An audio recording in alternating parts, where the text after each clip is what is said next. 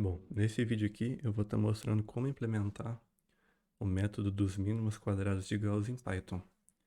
A gente vai usar a biblioteca NumPy, então se você não tem ela instalada, você pode instalar com o comando pip3 install NumPy.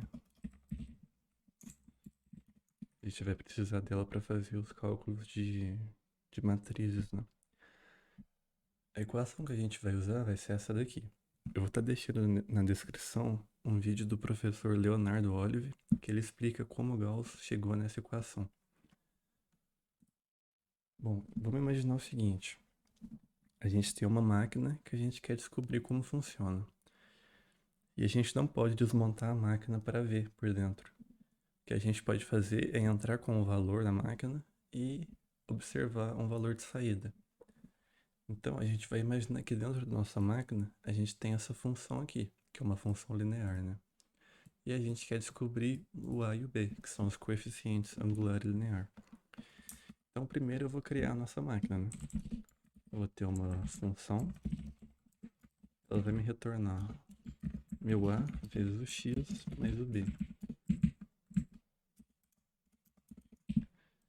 E a gente vai ter uma série de valores em X e os valores em Y, né? Que seria a nossa função aplicada nesses valores em X. Então, meu X, vou usar essa função aqui do NumPy,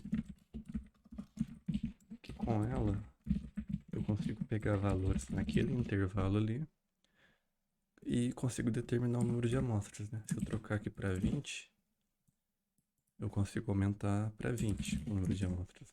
Vou deixar 10 aqui mesmo. Nossos valores de y vai ser a nossa função. E de A e B eu vou colocar 2 e 3. Bom, feito isso, nossa máquina já está pronta. A gente pode imprimir aqui os valores de y para ver. Ok. E agora a gente já pode começar a fazer o cálculo do método dos mínimos quadrados. Então a gente vai ter que fazer a transposta de x vezes x e depois a inversa disso. Para fazer a transposta, primeiro a gente vai ter que fazer uma outra matriz, que é o seguinte. Essa matriz x aqui, ela precisa ter os elementos que estão em x, esses elementos aqui e o número 1 no final. Senão a gente não consegue calcular a inversa, essa inversa aqui. Então para isso, eu vou criar uma matriz x, que ela vai começar como 0, né? Lembrando que a nossa matriz x ela tem que ficar nesse formato aqui, né? Que seria o meu x e o 1 no final. Para cada linha, né? Para cada valor de x aqui que eu tenho.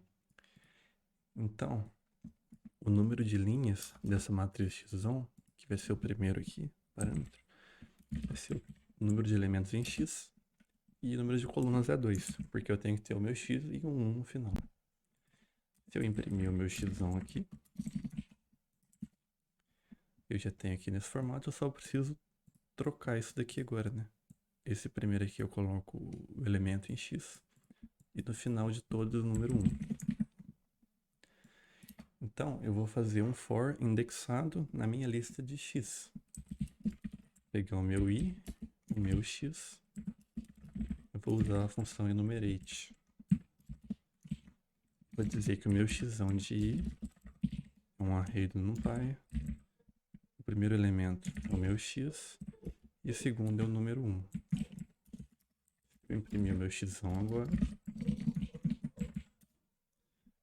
Já tenho a minha matriz x pronta. Seguindo então o cálculo, a gente precisa multiplicar a transposta de x por x. No caso, esse x aqui é o nosso x. Então, para fazer a transposta, vou escrever .transpose. Acho que tem a função np.transpose também, mas assim fica mais fácil de entender, acredito. E multiplicar isso pelo meu x.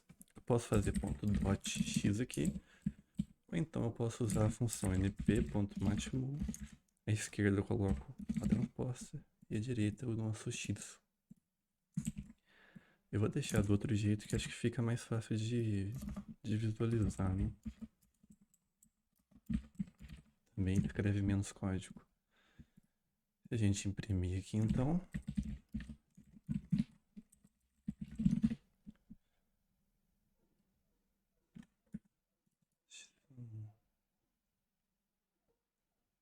Deu um erro aqui. Acho que faltou um S aqui, né? Exatamente. Então, a gente já fez essa primeira parte do cálculo, agora a gente tem que pegar essa multiplicação e fazer a inversa. Então, eu vou pegar aqui e para fazer a inversa, a gente usa uma função aqui, np.linalg, seria referente a funções de álgebra linear, né? .inv, ele calcula a inversa. A gente imprimir agora, a gente tem a nossa inversa. Agora, a gente tem que multiplicar essa inversa pela transposta de x e multiplicar por y, que é esse y aqui. Então aqui a gente multiplica isso. Transposta de x que multiplica o nosso y. A gente pode atribuir uma variável, né, a toda essa multiplicação aqui. Quando eu imprimir, eu tenho que ver esses dois números aqui, né? Tá lá, o nosso 2 e o nosso 3. Posso mudar aqui, sei lá, para 0,4, que ele também encontra.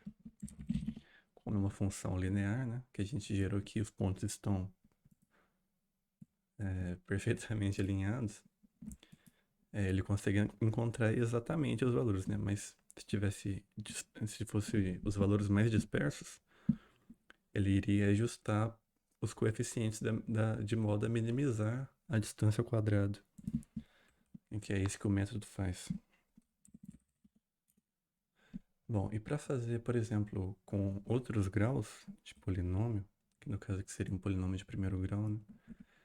A gente pode fazer, por exemplo, uma função quadrática também, que seria ax ao quadrado mais bx mais c.